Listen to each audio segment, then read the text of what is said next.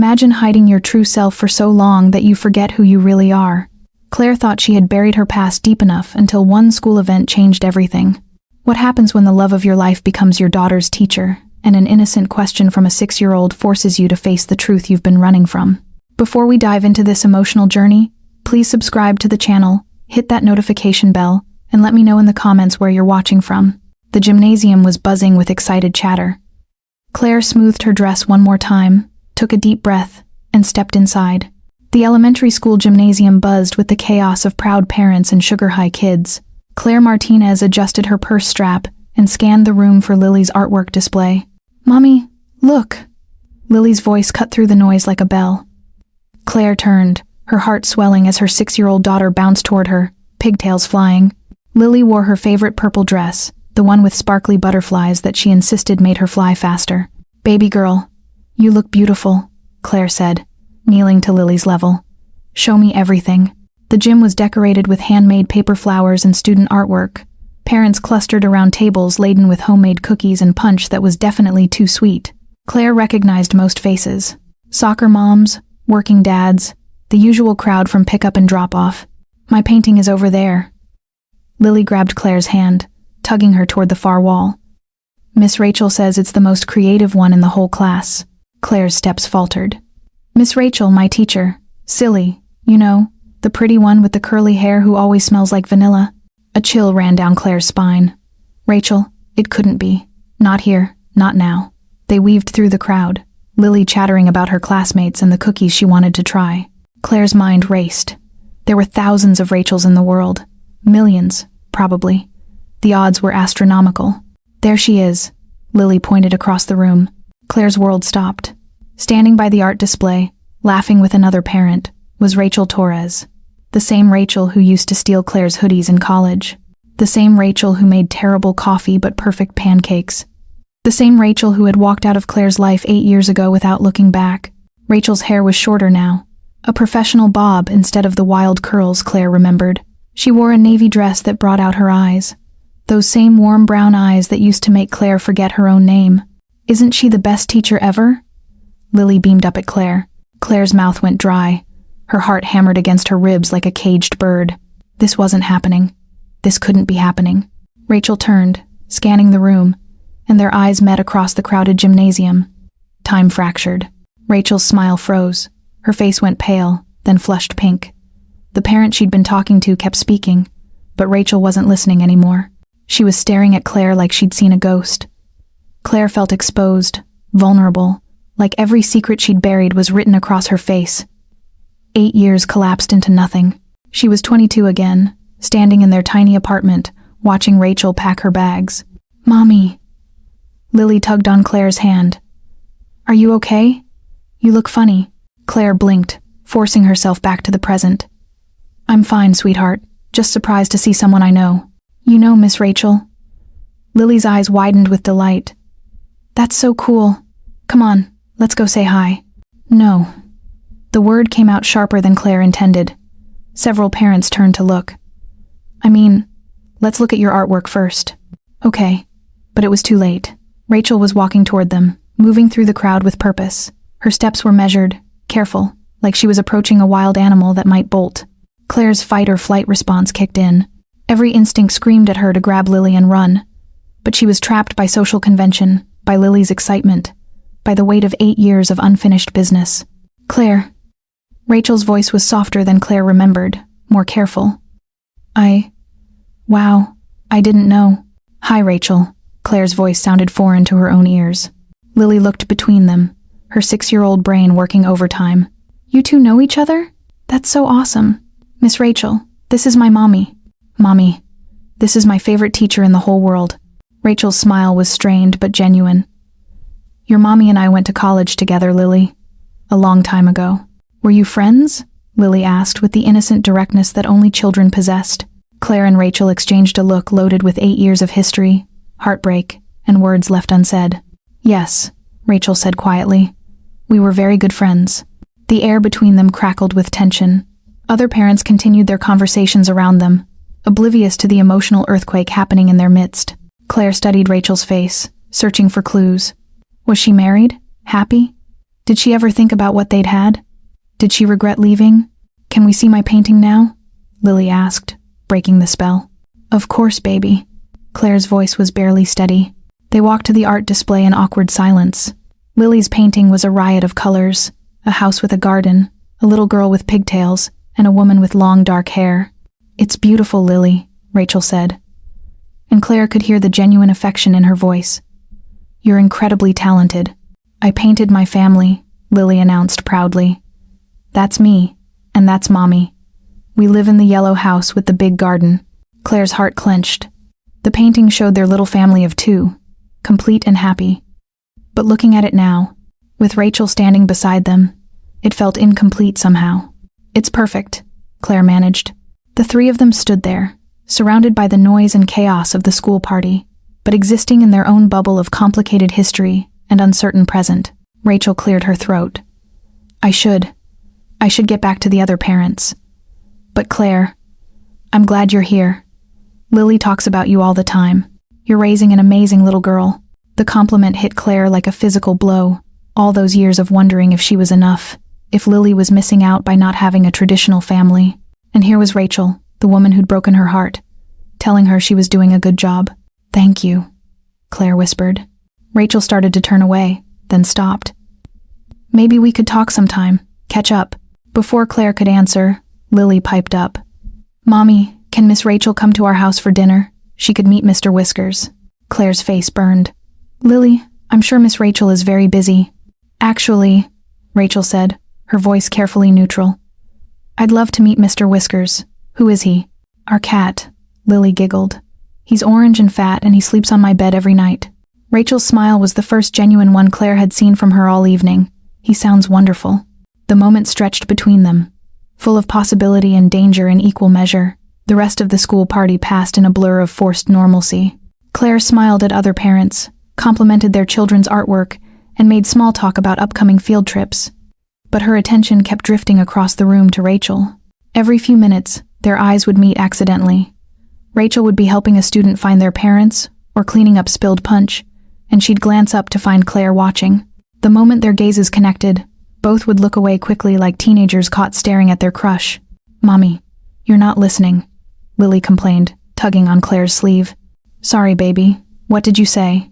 I said, Mrs. Henderson wants to know if you can help with the bake sale next week. Claire turned to face Mrs. Henderson, a well-meaning woman who organized every school event with military precision. Of course. What do you need? As Mrs. Henderson launched into detailed instructions about gluten-free options and nut allergies, Claire nodded and made appropriate responses. But part of her mind was still processing the shock of seeing Rachel again. 8 years. 8 years of building a life without her. Of learning to be okay alone. Of convincing herself that what they'd had wasn't real love, just college experimentation. And now here Rachel was looking beautiful and professional and completely at home in Lily's world. Earth to Mommy, Lily said, waving her hand in front of Claire's face. What? Miss Rachel is coming over here again. Claire's stomach dropped. She turned to see Rachel approaching with a small paper plate of cookies. I thought Lily might want to try the chocolate chip ones, Rachel said, offering the plate. I made them myself. You still bake? The words slipped out before Claire could stop them. Rachel's cheeks flushed. Sometimes when I'm stressed, or when I need to keep my hands busy. The admission hung between them. Claire remembered Rachel's stress-baking habits from college. During finals week, their tiny apartment would smell like cinnamon and vanilla, counters covered with muffins and cookies that Rachel would give away to anyone who'd take them. These are amazing, Lily declared through a mouthful of cookie. Miss Rachel, you're the best cook ever. Thank you, sweetheart. Rachel's voice was warm, genuine. Your mom used to be my official taste tester back in college. Lily's eyes widened. Really? Mommy, you never told me you knew Miss Rachel when you were young. Claire felt heat creep up her neck. It was a long time ago, Lily. But that's so cool. What was Mommy like in college, Miss Rachel? Rachel glanced at Claire, asking permission with her eyes. Claire gave an almost imperceptible nod.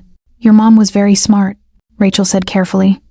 She was studying to be a nurse, and she always helped everyone with their homework. She was kind and funny, and... Rachel's voice trailed off. Claire knew what she wasn't saying. Beautiful, passionate, the love of my life, and she made terrible coffee. Rachel finished with a small smile. I still do, Claire admitted. Some things never change. The words carried weight beyond their surface meaning. Claire studied Rachel's face, searching for clues about what she meant. Did she regret leaving? Did she think about their relationship? Did she wonder what might have been? Mommy, can we get more punch? Lily asked, already bored with the adult conversation. Sure, baby. As they walked toward the refreshment table, Claire was acutely aware of Rachel following a few steps behind. The gymnasium felt smaller somehow, the air thicker. Every parent they passed seemed to be watching them, though Claire knew that was probably her imagination. At the punch bowl, Lily immediately started chattering with a classmate about their weekend plans. Claire ladled pink liquid into a plastic cup, hyper-aware of Rachel standing beside her. She's incredible, Rachel said quietly. Lily, she's smart and creative and so full of life. You've done an amazing job raising her. Claire's hand trembled slightly as she set down the ladle. Thank you. It hasn't always been easy, but she's the best thing that ever happened to me. She talks about you constantly. My mommy this, my mommy that. She adores you. She's my whole world. The words came out more intensely than Claire intended. Rachel's expression softened. I can see that. And she's lucky to have you. They stood in silence for a moment, watching Lily giggle with her friend. The noise of the party continued around them. Children laughing, parents chatting, the squeak of sneakers on the gymnasium floor. Claire.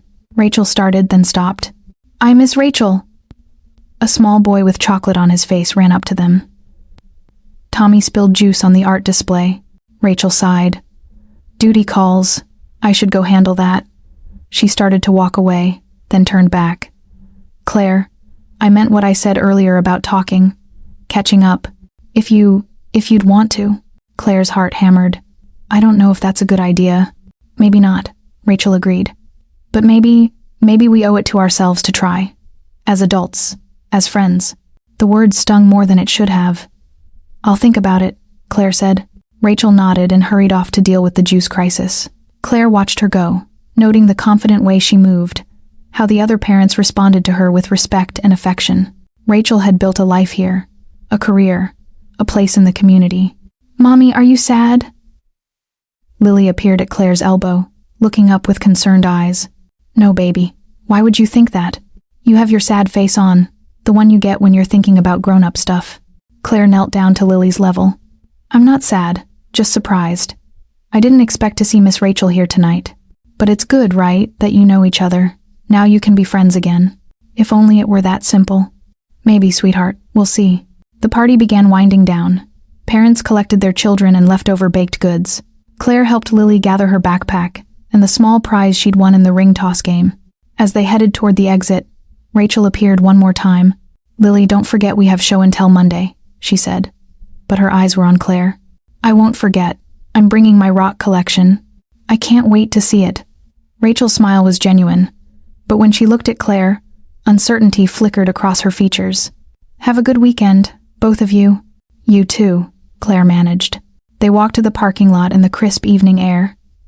Lily skipped ahead, still high on sugar and excitement. Claire fumbled with her car keys, her hands shaking slightly. Mommy? Yes, baby. I really like Miss Rachel. She's nice and she smells good and she makes the best cookies ever. Claire's throat tightened. She is nice. Do you think she gets lonely? She doesn't have any kids of her own. The innocent observation hit Claire like a punch to the gut. Did Rachel want children? Had she ever thought about the family they might have had together?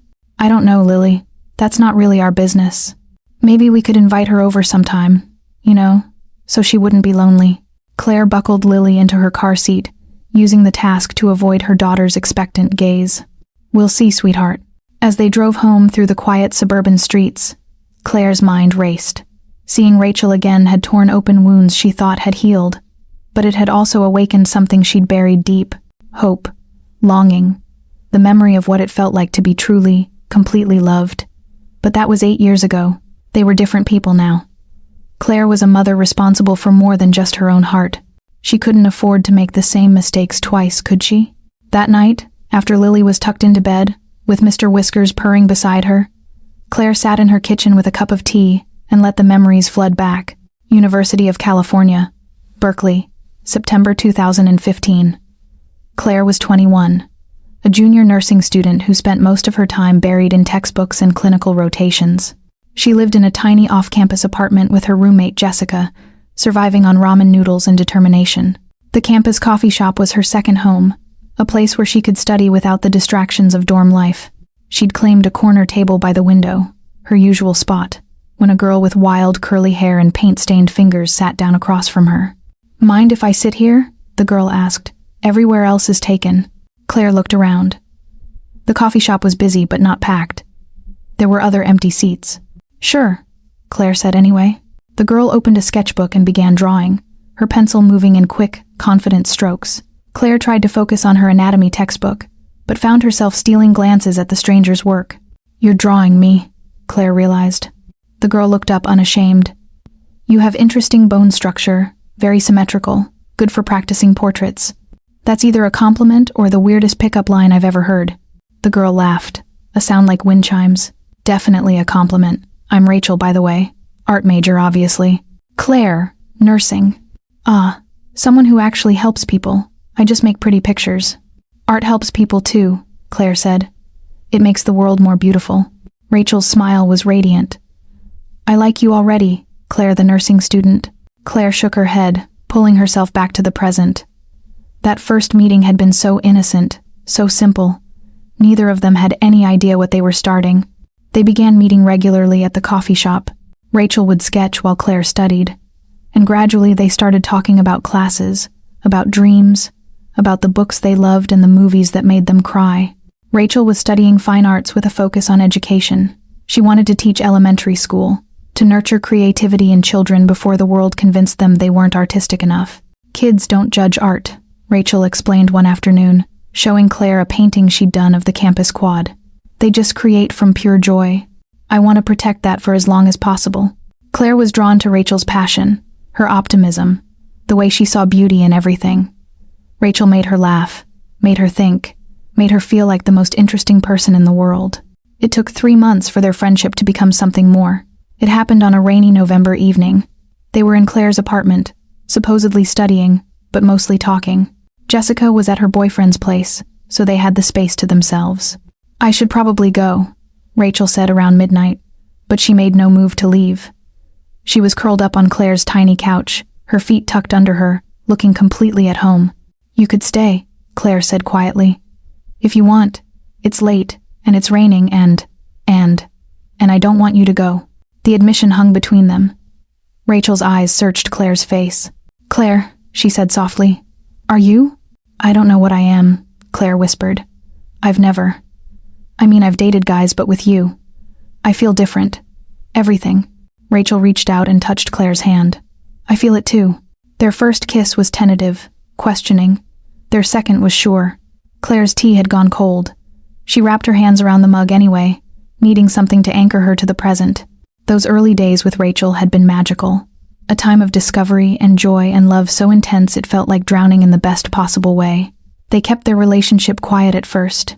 It was 2015, and while the world was becoming more accepting, they were still figuring themselves out. Claire had never been with a woman before. Rachel had, but not seriously. "I don't want to be your experiment," Rachel said one night, her voice small and vulnerable. "You're not," Claire assured her. "You're my everything." And she was. For 2.5 years, Rachel was Claire's everything. They moved in together junior year, a studio apartment that barely fit a bed and a desk, but felt like a palace because they shared it. Rachel would paint while Claire studied, filling their small space with canvases covered in color and light. Claire would quiz Rachel on child development theories while Rachel made them dinner, usually something creative and slightly burned. They talked about the future constantly. Rachel would get her teaching credential. Claire would finish nursing school. They'd find jobs in the same city, get a real apartment with actual rooms, maybe adopt a cat. "What about kids?" Rachel asked one night as they lay tangled together in their narrow bed. "What about them?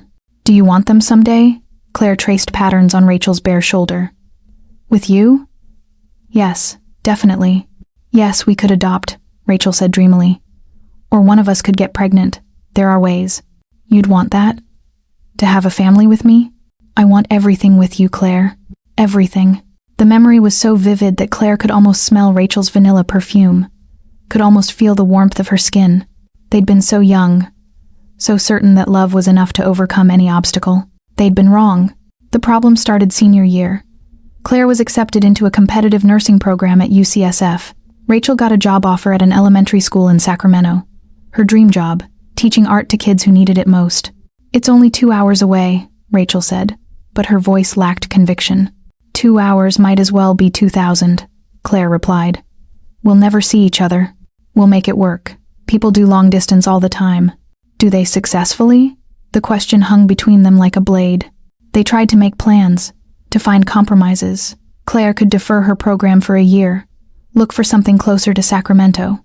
Rachel could turn down the job, wait for something in San Francisco. But every solution required one of them to sacrifice their dreams, and neither wanted to be the reason the other settled for less. The fight started small, stress about the future, about money, about the uncertainty of their separate paths. But they grew bigger, more frequent, more painful. "Maybe we're kidding ourselves," Rachel said during one particularly brutal argument. "Maybe this is just college love. Maybe it's not meant to last." "Don't say that," Claire pleaded. "Don't you dare say that." "But what if it's true? What if we're holding each other back?" "You're not holding me back. You're the reason I want to move forward." But the doubt had been planted, and it grew like a weed between them. Claire stood up abruptly, pacing to the kitchen window. Outside, the suburban street was quiet, porch lights glowing like small beacons in the darkness. This was her life now, stable, predictable, safe, so different from the passionate uncertainty of her college years.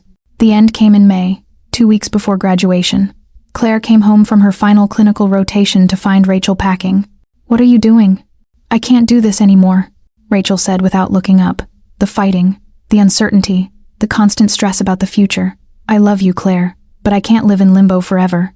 "So, you're just leaving without talking to me?" We've talked ourselves in circles for months. Nothing changes." Claire felt like she was drowning. "Rachel, please. We can figure this out. We just need more time." "Time won't fix this." Rachel finally looked at her, and Claire saw that she'd been crying. "We want different things. We're going different places. Maybe it's better to end this while we still love each other.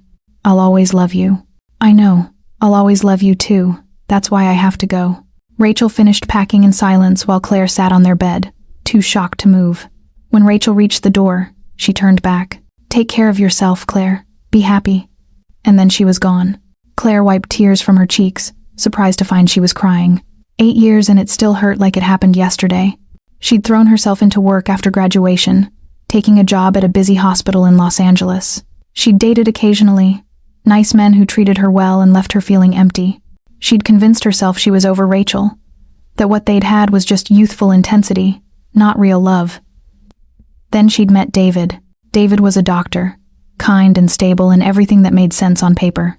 They dated for 2 years, and when he proposed, Claire said yes because it seemed like the logical next step. But on their wedding day, standing at the altar in her white dress, Claire had looked into David's eyes and seen a future that felt like settling. She'd thought about Rachel, wondered where she was, if she was happy, if she ever thought about what they'd had. Claire had said, "I do." Anyway, the marriage lasted 3 years. David wanted children, and Claire did too. But when she got pregnant with Lily, something shifted.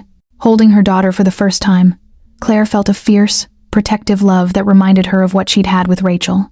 Pure, overwhelming, transformative. David was a good father, but he was never fully present. His work came first, always. When Lily was 2, he accepted a position in Boston and assumed Claire would follow. "I can't," Claire had said. "This is Lily's home. My home." "Then I guess we want different things," David replied, echoing Rachel's words from years before. The divorce was amicable. David sent child support and visited when he could, but he'd essentially chosen his career over his family. Claire had chosen Lily over everything else. And now somehow Rachel was back in their lives. Claire looked at the clock. 11:47 p.m. She should go to bed, try to sleep, pretend that seeing Rachel again hadn't turned her world upside down. Instead, she found herself opening her laptop and typing Rachel Torres Sacramento Elementary School into the search engine. The first result was a school district website with staff photos. There was Rachel smiling professionally in a navy blazer, her bio listing her credentials and years of service. Miss Torres has been teaching at Lincoln Elementary for 6 years. She holds a master's degree in art education and specializes in integrating creative arts into core curriculum. She believes every child is an artist waiting to be discovered. 6 years. Rachel had been in Sacramento for 6 years, just 2 hours away, while Claire built her life as a single mother in Los Angeles. Claire closed the laptop quickly, as if Rachel might somehow sense she was being researched. But the damage was done. The memories were loose now, flooding back with painful clarity. The love, the loss, the what-ifs that had haunted her for 8 years. And now Rachel was Lily's teacher. They would see each other regularly. Parent-teacher conferences, school events, pick-up, and drop-off. Claire buried her face in her hands. How was she supposed to handle this? How was she supposed to pretend that seeing Rachel again hadn't cracked her carefully constructed world wide open? Monday morning arrived with the chaos typical of school days. Lily couldn't find her favorite socks. Mr. Whiskers had knocked over his water bowl and Claire had burned the toast while distracted by thoughts of Rachel. "Mommy, you're being weird again," Lily observed as Claire frantically searched for matching shoes. "I'm not being weird, I'm being efficient. You put the milk in the cabinet and the cereal in the fridge." Claire paused, looking at the refrigerator where a box of Cheerios sat next to the orange juice. "Okay, maybe I'm a little distracted. Is it because of Miss Rachel?" Claw's hand stilled on Lily's backpack zipper. "What makes you say that? You got all funny after we saw her at the party, and you kept looking at your computer last night when you thought I was asleep." 6-year-olds were terrifyingly observant. "Miss Rachel and I have some history, baby. It's complicated grown-up stuff. Did you have a fight?" Something like that. Lily considered this with the seriousness only children could bring to adult problems. "Maybe you should say sorry. That's what you tell me to do when I fight with Emma." "It's not that simple, sweetheart." "Why not?" "Because some hurts run too deep for simple apologies. Because some bridges, once burned, can't be rebuilt. Because Claire had spent 8 years learning to live without Rachel, and she wasn't sure she could survive losing her again." "We should get going," Claire said instead. "You don't want to be late for show and tell." The drive to school was quiet, Lily absorbed in organizing her rock collection in a shoebox. Claire's stomach churned as they approached Lincoln Elementary. She'd managed to avoid pickup and drop-off since the party by having Lily ride the bus, but today's show and tell required parental transport of geological specimens. "There's Miss Rachel." Lily pointed toward the school entrance where Rachel stood greeting students and parents. Claire's breath caught. Rachel wore a soft green sweater that brought out her eyes and dark jeans that looked effortlessly professional.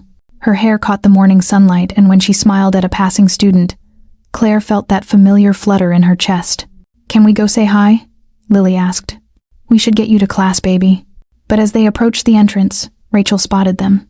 Her smile faltered for just a moment before she composed herself. "Good morning, Lily. Ready for show and tell?"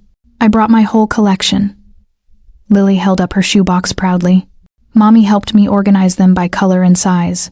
I can't wait to see them." Rachel's eyes flicked to Claire. "Good morning, Claire." "Morning." The greeting was stilted, formal. Other parents flowed around them, chatting easily with Rachel about weekend plans and upcoming field trips. Claire felt like an outsider in this world where Rachel belonged so naturally. "Miss Rachel, guess what?" Lily bounced on her toes. "Mommy said you two have history like in my history book." Rachel's cheeks flushed pink. "Did she now?" she said. "It's complicated grown-up stuff. But I think you should just say sorry to each other and be friends again." Claire wanted to disappear into the sidewalk. "Lily, we should?" "That's very wise advice, Lily," Rachel said gently. "Sometimes grown-ups make things more complicated than they need to be." Their eyes met over Lily's head, and for a moment, the years fell away. Claire saw the girl who used to make her laugh until her sides hurt, who painted her dreams in watercolor and made terrible coffee with perfect love. "I should get to class," Rachel said, breaking the spell. "Lily, you're first up for show and tell today." "Really?" "Yes." Lily hugged Claire's legs. "Bye, Mommy. Wish me luck." "You don't need luck, baby. You're going to be amazing." Claire watched Lily skip into the building, her rock collection clutched carefully in both hands. When she turned back, Rachel was still standing there. "She's incredible," Rachel said softly. "So confident and curious. You've done an amazing job with her." "Thank you," Claire hesitated. "Rachel, about the other night." "Miss Torres." A parent approached with a question about the upcoming field trip, and the moment was lost. Claire drove to work with her mind spinning. The brief interaction had left her unsettled like a song with an unresolved chord. She tried to focus on her patients, on the familiar rhythm of the hospital, but Rachel's words echoed in her head. Sometimes grown-ups make things more complicated than they need to be. Was that what they were doing? Making something simple into something impossible? At lunch, Claire found herself calling her best friend Sarah, a fellow nurse who'd listened to countless hours of Claire's relationship drama over the years. "So, let me get this straight," Sarah said after Claire explained the situation. "The love of your life is now your daughter's teacher, and you're pretending you don't know each other." "We're not pretending. We're being professional." "Honey, that's the dumbest thing I've ever heard." "Sarah, no. Listen to me. You've been single for 3 years. 3 years of terrible dates and guys who don't get you. And now the universe drops Rachel back into your life and you're running scared. It's not that simple. I have Lily to think about. Lily who clearly adores Rachel. Lily who asked if you could have 2 moms." Claire's heart stopped. She didn't ask that. Not yet. "But kids aren't stupid, Claire. She's going to figure out there's something between you two." "There's nothing between us." "That was 8 years ago." "Was it? Because from what you've told me, you never got over her." The truth hit Claire like a physical blow. She hadn't gotten over Rachel, not really. She'd buried her feelings, built a life around them, but they'd never truly healed. "I can't risk it," Claire whispered. "What if it doesn't work out? What if we try again and it falls apart?" Lily would be caught in the middle. "What if it does work out? What if this is your second chance?" Claire ended the call more confused than ever. She picked up Lily from after-school care, listening to her daughter's excited recap of show and tell. Miss Rachel said my rocks were the most organized collection she'd ever seen. And Tommy asked if he could touch the quartz. And I said, "Yes, because sharing is caring, right, Mommy?" "Right, baby." And then Miss Rachel told us about how rocks are formed over millions of years, and how pressure and heat can turn one kind of rock into another kind. She said, "It's called metamorphosis, like butterflies." "Metamorphosis," Claire corrected gently. "That's what I said."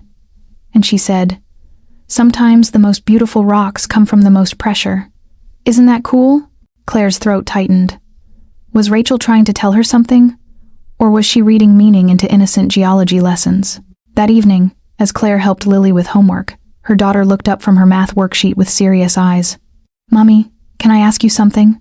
"Of course, baby. Why don't I have a daddy who lives with us?" The question came out of nowhere, hitting Claire like a sucker punch. "You have a daddy. He just lives far away. But Emma has a daddy who lives in her house. And Marcus has 2 daddies who both live in his house. And Sophia has a mommy and a daddy and a stepmommy." Claire sat down her pen, giving Lily her full attention. "Every family is different, sweetheart. Some kids have 1 parent, some have 2, some have more. What matters is that you're loved." "I know I'm loved," Lily said matter-of-factly. "But sometimes I wonder what it would be like to have 2 parents who both live here. Do you feel like something's missing?" Lily considered this with the gravity of a philosopher. Not missing exactly, but like there's room for more love, you know? Claire's heart clenched. "What do you mean?" "Like our house is big enough for another person and you seem lonely sometimes even when you're smiling." The observation was so astute, so painfully accurate that Claire had to look away. "Mommy, did I say something wrong?" "No, baby, you didn't say anything wrong." Claire pulled Lily onto her lap. "You're very smart and very observant. And you're right. There is always room for more love. So, if someone wanted to be part of our family, that would be okay. Hypothetically, yes. But it would have to be someone very special. Someone who loves you as much as I do." Lily was quiet for a moment then. "Someone like Miss Rachel." Claire's breath caught. "Why would you say that?" "Because she looks at you the way Prince Eric looks at Ariel in the movie, and she looks at me like I'm special, and she smells like vanilla and makes good cookies." "Lily, and because when you look at her, you get the same face you get when you look at me, the love face." Claire stared at her 6-year-old daughter, amazed by her perception. The love face, you know. Soft and happy and like you want to protect someone forever. Tears pricked Claire's eyes. "You are very, very smart, Lily Martinez. So, could Miss Rachel be part of our family? Could we have 2 moms?" The question hung in the air between them, innocent and loaded with possibility. Claire thought about Rachel's gentle way with Lily, her obvious affection for her students, the way she'd looked at Claire that morning like she was seeing something precious and fragile. "I don't know, baby," Claire said honestly. "That would be up to Miss Rachel too. And it's complicated. Because of the grown-up history stuff. Because of the grown-up history stuff." Lily sighed dramatically. "Grown-ups make everything so hard. If I liked someone and they liked me, I'd just tell them. Easy. You're absolutely right. Grown-ups do make things too hard. So maybe you should try being more like a kid. Just tell Miss Rachel you like her. Claire hugged Lily tighter, breathing in the scent of her strawberry shampoo. When did you get so wise? I've always been wise. You just finally noticed. That night, after Lily was asleep, Claire sat in her living room staring at her phone. She'd found Rachel's number in the school directory, had typed and deleted a dozen messages. Hi, it's Claire. Could we talk? Delete. Rachel, I think we should discuss what happened between us. Delete. I can't stop thinking about you. Delete. Delete. Delete. Finally, she typed, Hi. Lily had a question today that I think we should discuss. Could we meet for coffee sometime? She hit send before she could lose her nerve. The response came 20 minutes later. Of course. How about Saturday morning? The Starbucks on Main Street, 10 a.m. Claire stared at the message, her heart racing. Perfect. See you then. She set the phone aside and closed her eyes. In 4 days, she would sit across from Rachel and try to navigate 8 years of history, hurt, and hope. For Lily's sake, she told herself. This was for Lily. But deep down, Claire knew it was for herself too. Saturday morning arrived gray and drizzly, matching Claire's mood perfectly. She'd changed clothes 3 times, settling finally on jeans and a soft blue sweater that Rachel used to say brought out her eyes. Not that she was trying to impress anyone. Lily was spending the morning with her friend Emma, giving Claire the freedom to meet Rachel without curious 6-year-old commentary. She arrived at Starbucks 10 minutes early, ordering a latte and claiming a corner table where they could talk privately. Rachel walked in exactly at 10, scanning the crowded coffee shop until her eyes found Claire. She wore dark jeans and a cream-colored cardigan, her hair pulled back in a low ponytail. She looked nervous, beautiful, and achingly familiar. Hi, Rachel said, sliding into the seat across from Claire. Hi. Thanks for coming. Of course. Can I get you anything? Another coffee? I'm good, thanks. Rachel ordered a chai latte, her college drink of choice, Claire remembered, and returned to the table. They sat in awkward silence for a moment, the weight of 8 years and unfinished business settling between them. So, Rachel said finally, Lily had a question? Claire wrapped her hands around her mug. Needing something to anchor her, she asked if we could have 2 moms. Rachel's eyes widened. Oh, she's very perceptive. She noticed that there's history between us, and she's been thinking about family structures lately, wondering why some kids have 2 parents and she only has 1. What did you tell her? The truth. That every family is different, and that hypothetically there's always room for more love, but that it would have to be someone very special. Rachel's cheeks flushed pink, and she suggested me. She said you look at me the way Prince Eric looks at Ariel, and that I get my love face when I look at you. Your love face. Apparently it's soft and happy and protective, according to my very observant daughter. Rachel smiled. The first genuine one Claire had seen from her since the school party. She's incredible, so smart and intuitive. She gets that from her father, Claire said, then immediately regretted bringing up David. Sorry, I didn't mean to. It's okay. You were married. I know that. Divorced 3 years now. I'm sorry. That must have been difficult. Claire shrugged. We wanted different things. He chose his career. I chose Lily. It was amicable enough. They fell into silence again. Rachel stirred her chai absently, and Claire noticed she still wore the small silver ring on her right hand, the one Claire had given her for their first anniversary. Rachel, Claire started, then stopped. I don't know how to do this. How to sit here and make small talk when there's so much we haven't said. I know. I've been thinking about it all week. About seeing you again. About what it means. What does it mean to you? Rachel looked up, her brown eyes serious. It means I never got over you. Not really. I built a life. I dated other people. I convinced myself I'd moved on. But seeing you again, it's like no time has passed at all. The admission hung between them, raw and honest. Claire felt her carefully constructed walls beginning to crumble. I never got over you either, she whispered. I tried. God, I tried so hard.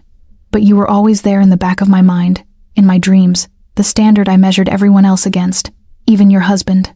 Claire's laugh was bitter. Especially my husband. Poor David never stood a chance. I married him because he was safe, because he made sense on paper. But I never loved him the way I loved you. Claire, I need to say this. I need you to know. Claire leaned forward, her voice urgent. What we had wasn't just college experimentation or youthful passion. It was real. It was the realest thing I've ever felt. And losing you, it broke something in me that never quite healed. Tears gathered in Rachel's eyes. Then why didn't you fight for us when I was packing, when I was leaving? Why didn't you stop me? Because I thought you were right. I thought maybe we were holding each other back. Maybe love wasn't enough.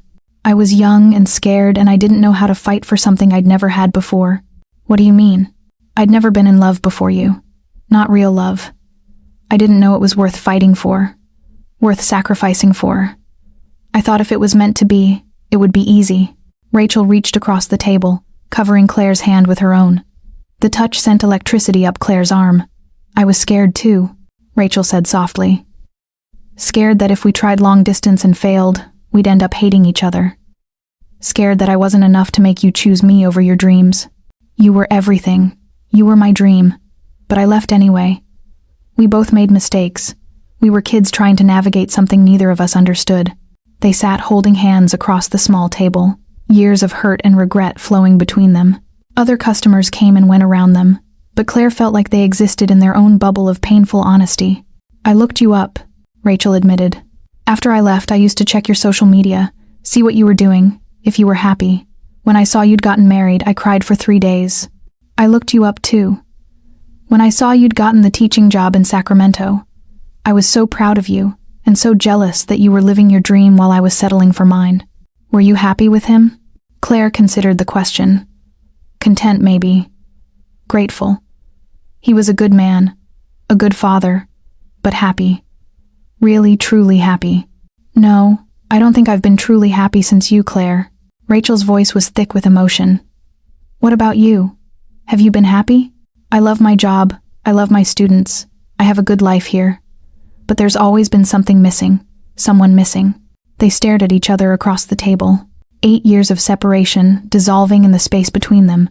Claire felt like she was 22 again, sitting in their college coffee shop, falling in love with the girl who drew her portrait. So, what do we do now? Claire asked. Where do we go from here? I don't know. This is complicated. I'm Lily's teacher. There are professional boundaries to consider. The school year ends in 3 months. And then what? We try again. Pick up where we left off. I don't know if we can pick up where we left off. We're different people now. I'm a mother. You're an established teacher. We have responsibilities, complications. But Claire smiled through her tears. But Lily asked if we could have 2 moms. And for the first time in 8 years, I can imagine what that might look like. Rachel squeezed her hand. What would it look like? Sunday morning pancakes, help with homework. Someone to share the bedtime stories and the scraped knees and the proud moments. Someone who loves her as much as I do. I already love her. She's incredible, Claire. Funny and smart and so full of life. She's the best parts of you. She'd love having you around more. She talks about you constantly. Miss Rachel this, Miss Rachel that. You've made such an impact on her. She's made an impact on me too. All my students do. But Lily, she's special. Maybe because she's yours. They sat in comfortable silence for a moment, imagining possibilities. Claire felt something she hadn't experienced in years. Hope. Real tangible hope for a future that included love and partnership and family. We'd have to take it slow, Rachel said eventually. For Lily's sake and for ours. We can't just jump back into what we had before. Agreed. We're not the same people we were in college. No, we're not. We're better, stronger. We know what we want now. What do you want, Rachel? Rachel's smile was soft, vulnerable. I want you. I want Lily. I want the family we dreamed about when we were 22 and thought love could conquer everything. Maybe it can. Maybe we just needed to grow up first. Maybe we did. Claire felt tears sliding down her cheeks. But for the first time in years, they were happy tears. So we try. We see what happens. We try carefully, slowly, but we try. What about the school situation? I'll talk to my principal. Explain that we have a personal history. As long as there's no conflict of interest, it shouldn't be a problem. And like you said, the school year ends in 3 months. And then we see where this goes. One day at a time. Claire lifted their joined hands and kissed Rachel's knuckles softly. I've missed you so much. I've missed you too. Every day for 8 years. They finished their drinks slowly, reluctant to end this moment of reconnection. When they finally stood to leave, Rachel pulled Claire into a hug, tentative at first, then fierce and desperate. "Thank you," Rachel whispered against Claire's ear, "for being brave enough to reach out, for giving us another chance. Thank you for saying yes." They walked to their cars together, the drizzle having stopped while they were inside. "At Claire's car?" Rachel hesitated. "Would it be okay if I called you tonight? Maybe just to talk?" I'd like that a lot." "Good. And Claire, tell Lily I said hi and that I'm looking forward to seeing her Monday." "I will." Claire drove home with her heart lighter than it had been in years. When she picked up Lily from Emma's house, her daughter took one look at her face and grinned. "You look happy, Mommy. Really happy." "I am happy, baby. Did you talk to Miss Rachel?" "I did." And Claire pulled into their driveway and turned to face her daughter. "And we're going to try being friends again. Real friends. Just friends for now. We have to take things slow. Make sure it's right for everyone." Lily nodded sagely. "That's smart. Emma's mom says you should always be friends first before you fall in love. Emma's mom is very wise. So is my mom." That evening after Lily was in bed, Claire's phone rang. Rachel's name appeared on the screen and Claire felt that familiar flutter of excitement. "Hi," she answered. "Hi, is this a good time?" "Perfect time." They talked for 2 hours about their jobs, their dreams, the years they'd spent apart. It felt like coming home. The next few weeks fell into a careful rhythm. Rachel and Claire texted daily. Nothing romantic, just friendly check-ins about Lily's progress in school and small observations about their days. At pickup and drop-off, they exchanged smiles and brief conversations, professional but warm. The next few weeks fell into a careful rhythm. Rachel and Claire texted daily. Nothing romantic, just friendly check-ins about Lily's progress in school and small observations about their days. At pickup and drop-off, they exchanged smiles and brief conversations, professional but warm. Lily noticed the change immediately. "You're not being weird anymore, Mommy," she announced one evening while they made dinner together. "I was being weird. Super weird, but now you smile when you talk about Miss Rachel instead of getting that worried face." Claire stirred the pasta sauce, hiding her smile. "I'm glad you approve." "I do approve. Emma's mom says when grown-ups are happy, kids are happy too." "Emma's mom says a lot of wise things." "She does." "Can I tell you a secret?" Claire turned to face her daughter, noting the serious expression on Lily's face. "Of course, baby. I've been wishing for Miss Rachel to be part of our family. Like really wishing. Every night when I blow out my nightlight, I make a wish." Claire's heart clenched. "Lily, I know wishing doesn't always work, but sometimes it does, right? Sometimes the universe listens. Sometimes it does." "Good. Because I think Miss Rachel is lonely too. She doesn't have a family of her own, and we have extra love to share." The simple wisdom of a 6-year-old never ceased to amaze Claire. "You're right, sweetheart. We do have extra love to share." That Friday, Rachel texted, "Would you like to have coffee again? I have something I want to tell you." Claire's stomach fluttered with nerves. "Of course. Same place, same time." "Perfect. See you tomorrow." Saturday morning found Claire once again sitting in their corner table at Starbucks, but this time she felt less anxious and more hopeful. When Rachel arrived, she looked nervous but determined. "Hi," Rachel said, sliding into her seat. "Thanks for meeting me again." "Always. What did you want to tell me?" Rachel wrapped her hands around her chai latte, gathering courage. "I talked to my principal about us, about our history." Claire's heart skipped. "What did you say?" "The truth. That we dated in college, that we have a personal relationship outside of school, and that I wanted to make sure there were no ethical concerns about me teaching Lily." And she said, "As long as there's no favoritism in the classroom and no disruption to the educational environment, there's no conflict of interest. Teachers are allowed to have personal relationships with parents." "That's good news." "It is. But Claire, there's something else, something I should have told you years ago." Rachel's voice was serious, almost scared. Claire felt her stomach drop. "What is it?" "The real reason I left. It wasn't just about the distance or the uncertainty about our futures. There was something else." Claire waited, her heart pounding. "I was pregnant." The words hit Claire like a physical blow. "What?" "For about 6 weeks. I found out right after we had that big fight about Sacramento and San Francisco. I was terrified, confused. We were barely keeping ourselves together, and suddenly, there was this possibility of a baby." Claire stared at Rachel, trying to process this revelation. "Why didn't you tell me?" Because I knew what would happen. You would have given up your nursing program, followed me to Sacramento, and we would have built a life around obligation instead of choice. I didn't want you to stay with me because of a baby. I wanted you to stay because you couldn't imagine your life without me. Rachel, I lost the baby at 8 weeks. Miscarriage. It happens more often than people talk about. But by then, I'd already made the decision to leave. I thought it was a sign, that we weren't meant to be. Tears streamed down Cla's face. You went through that alone?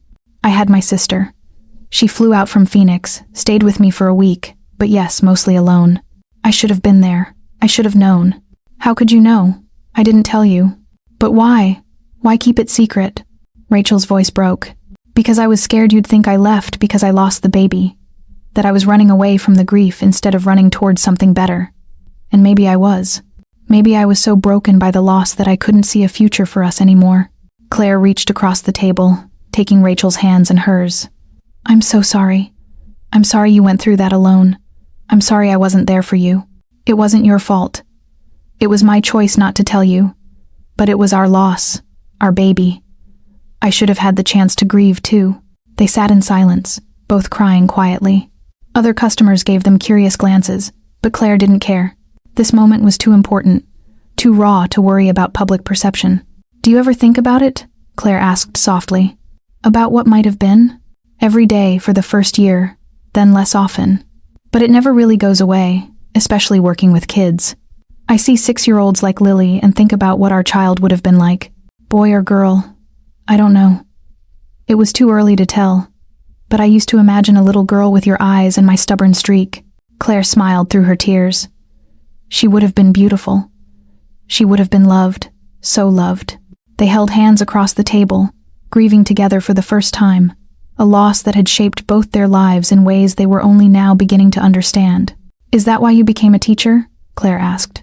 To be around children? Partly I wanted to nurture kids, to give them the creativity and encouragement I would have given our daughter. It helped with the healing. And me having Lily, does that hurt? Seeing what I got to experience. Rachel considered the question carefully. At first, when I found out you'd had a baby, it did hurt. But now, knowing Lily, seeing the incredible little person you've raised, I'm grateful. Grateful that you got to experience that joy, that love, and grateful that I get to be part of her life now, even in a small way. It doesn't have to be a small way. What do you mean?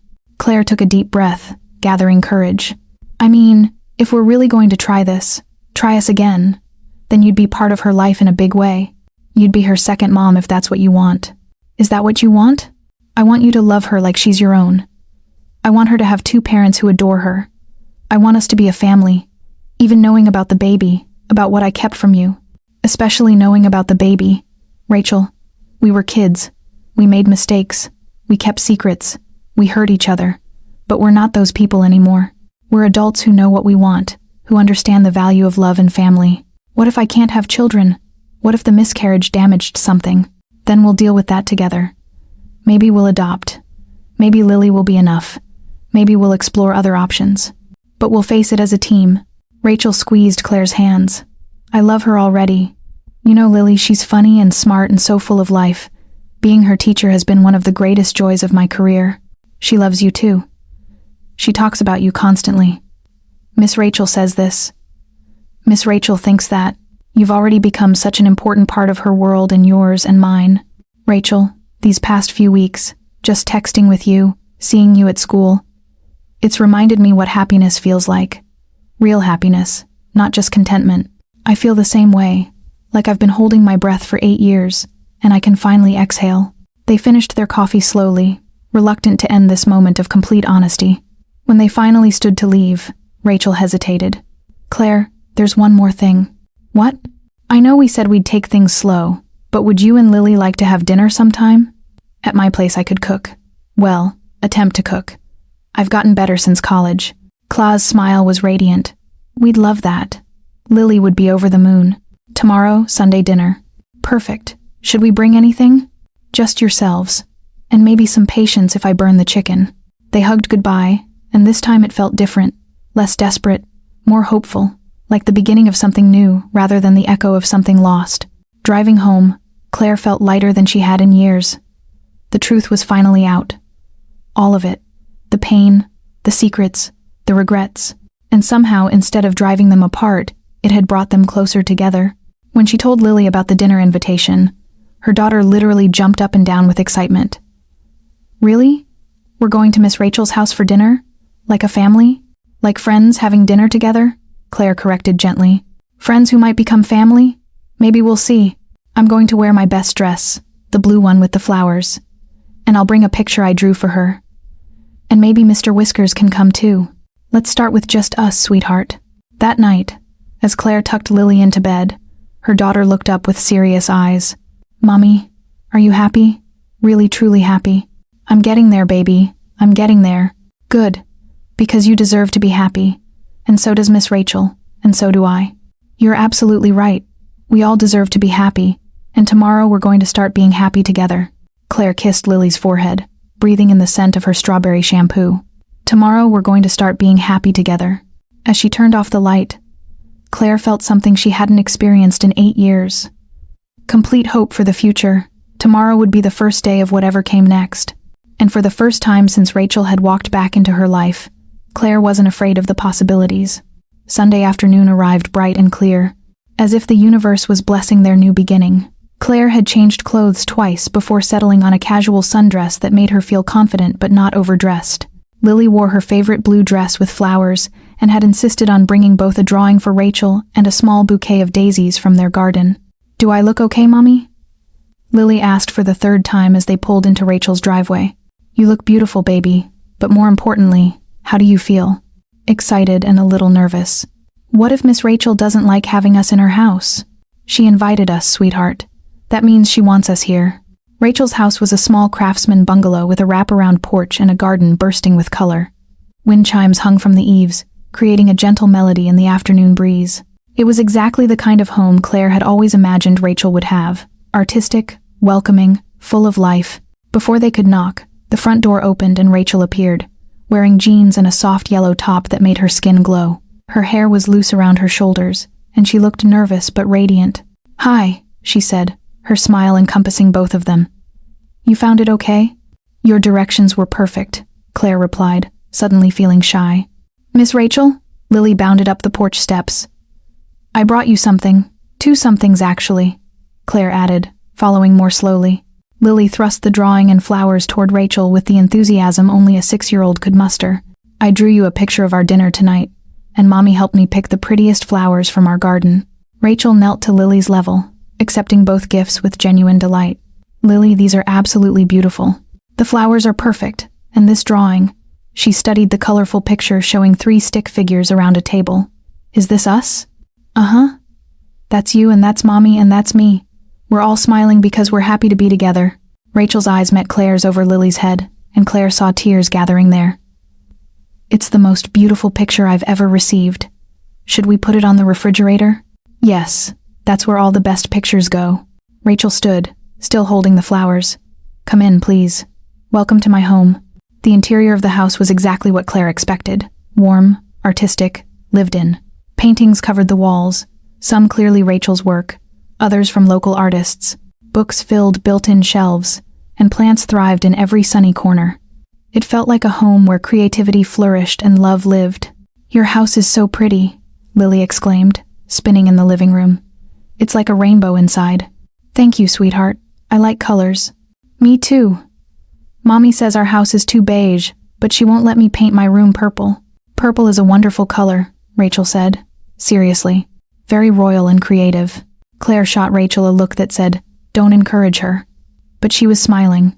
Can I see your art room? Lily asked. Mommy said, you're a real artist, not just a teacher. I'd love to show you, but first, let me put these beautiful flowers in water. They moved to the kitchen where something delicious was simmering on the stove. Rachel had clearly put effort into the meal. The table was set with colorful dishes, and the smell of herbs and garlic filled the air. It smells amazing, Claire said. What are you making? Chicken with lemon and herbs, roasted vegetables, and garlic bread. I may have gone a little overboard. It's perfect. While Rachel arranged the daisies in a small vase, Lily explored the kitchen with wide eyes. You have so many cool things. What's this? She pointed to a stand mixer painted with flowers. That's for making cookies and cakes. I painted the flowers myself. You painted your mixer? That's so cool. Mommy, can we paint our mixer? We don't have a mixer, baby. We should get one. A purple one. Rachel laughed and the sound filled the kitchen with warmth. Purple would be perfect. They moved to Rachel's art studio, a converted bedroom filled with easels, canvases, and supplies organized in cheerful chaos. Lily was enchanted, touching everything with careful reverence. This is where the magic happens, Rachel explained. Where I create all my paintings. Do you paint people sometimes? Would you like to see? Rachel pulled out a portfolio and showed Lily some of her portrait work. Claire watched her daughter's face light up with wonder and felt her heart swell. This was what she'd always wanted for Lily. Exposure to art, creativity, someone who could nurture her imagination. Could you teach me to paint? Lily asked. I would love to teach you. Maybe we could start with watercolors. Really, Mommy? Did you hear that? Miss Rachel is going to teach me to paint, I heard. Baby, that's very generous of Miss Rachel. It would be my pleasure, Rachel said, and Claire could see she meant it. Dinner was perfect, the food delicious, the conversation easy and natural. Lily chattered about school, her friends, her rock collection, and her dreams of becoming either a veterinarian or an artist, or maybe both. Rachel listened with genuine interest, asking thoughtful questions and sharing stories from her own childhood. Miss Rachel, do you have a family? Lily asked during dessert. Homemade chocolate chip cookies that were somehow even better than the ones from the school party. I have my sister in Phoenix and my parents in Colorado, but no family here in Sacramento. That must be lonely. Sometimes it is. Well, you could be part of our family if you want. We have extra room for love. Claire nearly choked on her cookie. Lily, what? It's true. You said so yourself, Mommy. There's always room for more love. Rachel's smile was soft, touched. That's very kind of you, Lily. I would be honored to be part of your family. Really? So we could have two moms? The question hung in the air, innocent and loaded with hope. Claire felt her heart stop, waiting for Rachel's response. Would you like that? Rachel asked gently. To have two moms? Yes. Emma has two dads and they're the best. They both help with homework and they both come to soccer games and they both love her so much. I think having two moms would be even better, because moms are really good at hugging and making everything okay. Rachel's eyes filled with tears. Moms are pretty good at those things. So, could we try it? Could you be my second mom? Rachel looked at Claire, asking permission with her eyes. Claire nodded, her own eyes wet with tears. I would love to be your second mom, Lily, if that's okay with your first mom. It's more than okay, Claire whispered. Lily jumped up from her chair and threw her arms around Rachel. This is the best day ever. Wait until I tell Emma I have two moms now. Whoa, slow down there, sweetheart, Claire said gently. We need to take this one step at a time. Miss Rachel and I need to figure out how this all works. But she said yes. She wants to be my second mom. And I meant it, Rachel said, still holding Lily. But your first mom is right. We need to take our time. Make sure we do this right. How long will that take? Rachel and Claire exchanged a look over Lily's head. How long did it take to rebuild a love that had never really died? How long to create a family from the ashes of old dreams? We'll figure it out together, Rachel said. All three of us. After dinner, they moved to the living room where Lily curled up between Claire and Rachel on the couch, looking through one of Rachel's art books. The domesticity of the moment took Claire's breath away. This was what she'd dreamed of 8 years ago, what she'd thought was lost forever. I should probably get Lily home soon, Claire said reluctantly as her daughter's eyelids began to droop. It's a school night. Of course, but could we do this again soon? Yes, Claire said without hesitation. We'd love that. As they gathered their things, Lily hugged Rachel tightly. Thank you for dinner and for showing me your art room and for wanting to be my second mom. Thank you for the beautiful flowers and the perfect drawing and for being the most wonderful little girl I've ever met. I love you, Miss Rachel. Rachel's breath caught. I love you too, Lily, so very much. At the door, Rachel and Claire stood close together, while Lily skipped ahead to the car. Thank you, Claire said softly. For tonight, for being so wonderful with her, for saying yes. Thank you for giving me this chance. For letting me into your lives. Rachel, I know, I feel it, too. They were standing so close. Claire could smell Rachel's vanilla perfume, could see the flecks of gold in her brown eyes. For a moment, it felt like they might kiss, like 8 years of separation might dissolve in a single touch. Instead, Rachel reached out and squeezed Claire's hand. One step at a time, remember? one step at a time. The drive home was quiet, Lily dozing in her car seat. When they arrived home, Claire carried her sleepy daughter inside and helped her get ready for bed. "Mommy," Lily said as Claire tucked her in. "Are you happy now?" "Really, truly happy." Claire thought about the evening, the laughter, the easy conversation, the way Rachel had looked at Lily with such genuine love. She thought about the possibility stretching ahead of them, the family they might build together. "Yes, baby. I'm really, truly happy." "Good. Because I think we're going to be the best family ever. You and me and Miss Rachel and Mr. Whiskers. I think you might be right." "I know I'm right. I wished for this, remember? And wishes come true when you believe in them hard enough." Claire kissed Lily's forehead, breathing in the scent of her strawberry shampoo one more time. "Sweet dreams, baby girl. Sweet dreams, Mommy. Tomorrow is going to be another good day." As Claire turned off the light and closed the door, she felt a peace she hadn't experienced in years. Tomorrow would indeed be another good day. And the day after that, and the day after that. For the first time in 8 years, Claire could see her future clearly, and it was beautiful. 6 months later, on a sunny Saturday morning, Claire woke up in Rachel's bed to the sound of laughter from the kitchen. She found Rachel and Lily making pancakes together, flour in their hair and joy on their faces. "Good morning, sleepyhead," Rachel said, kissing Claire's cheek. "We're making breakfast." "I'm helping," Lily announced proudly. "Rachel is teaching me to flip pancakes." "Rachel," Claire noticed the change immediately. "Well, she's not my teacher anymore," Lily said matter-of-factly. "She's my mom, so I can call her Rachel now. Or Mom Rachel, or just Mom. We haven't decided yet." Claire looked at Rachel, who shrugged with a smile. "She has a point. The school year ended, and we've been together every day since. I think we've moved past the formal titles. So, what am I now?" Claire asked, wrapping her arms around both of them. "You're Mom, Claire," Lily said, "and she's Mom Rachel. And I'm the luckiest kid in the world because I have 2 moms who love me and each other." "Yes, you are," Claire agreed, her heart full to bursting. "The luckiest kid in the world." As they ate breakfast together in Rachel's sunny kitchen, their kitchen now, Claire marveled at how perfectly the pieces had fallen into place. Love had found its way back to them, stronger and more mature than before. They'd built something beautiful from the ashes of their past, something that included all of them. "What should we do today?" Rachel asked, reaching across the table to take Claire's hand. "Anything," Claire replied. "Everything. We have all the time in the world." "Can we paint?" Lily asked hopefully. "Rachel promised to teach me watercolors." "We can paint," Rachel agreed. "We can do whatever makes us happy." And they were happy. All 3 of them together finally home. Don't forget to subscribe to the channel for more heartwarming stories like this one. Hit that notification bell and let me know in the comments. Do you believe in second chances? Have you ever found your way back to a lost love? Share your story below. I love hearing from you. Until next time, remember that love always finds a way.